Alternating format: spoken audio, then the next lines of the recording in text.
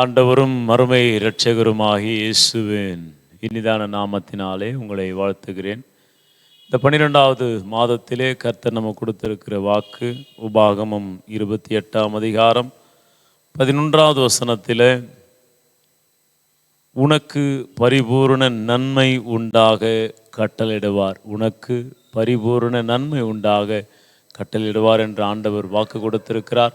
11 மாதங்களை ஆண்டவர் கடக்க செய்தார். அவர் நம்மோடு கூட இருந்த எல்லா விதமான காரியங்களிலும் உங்களையும் உங்கள் குடும்பங்களையும் ஆண்டவர் நடத்தி வந்திருக்கிறார். இந்த 12வது மாதம் ஒரு பரிபூரணத்தின் மாதம். உனக்கு பரிபூரண நன்மை உண்டாக கட்டளை இடுவேன் என்று ஆண்டவர் சொல்லியிருக்கிறார். எனவே ஆண்டவர் கொடுத்திருக்கிற அந்த கட்டளையில் உன் பிதாக்களுக்கு கொடுப்பேன் என்று சொல்லியிருக்கிற அந்த ஆசீர்வாதத்தில் ஆண்டவர் நிச்சயமாய் இது ஆசீர்வாதங்களை கட்டளையாய் வைத்திருக்கிறார்.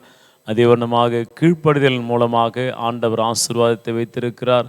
பரிபூரணத்தின் வழியாய் ஆண்டவர் ஆசீர்வாதத்தை வைத்திருக்கிறார். இந்த மாதத்திலே பரிபூரணப்பட பிரயாசப்படுவோம். ஆண்டவரை எப்பொழுதும் நமது வழியிலே நிறுத்தி இதோ அவரை முன்னிறுத்தி நாம் நடக்கிற பொழுது நிச்சயம் நம்முடைய வாழ்வு பரிபூரணமாய் மாறும் என்பதிலே சந்தேகமில்லை. இம்மாதம் முழுவதும் கர்த்தர் கிருபையாய் உங்களை நடத்தி பரிபூரணப்படுத்துவாராக.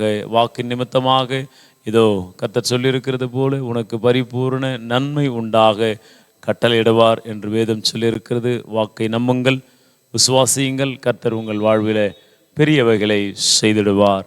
ஜெபம் செய்வோம். அன்பின் பிதாவே, இதோ பரிபூரணத்தை கொடுப்பேன் என்று கர்த்தர் வாக்கு கொடுத்திருக்கிறீர்.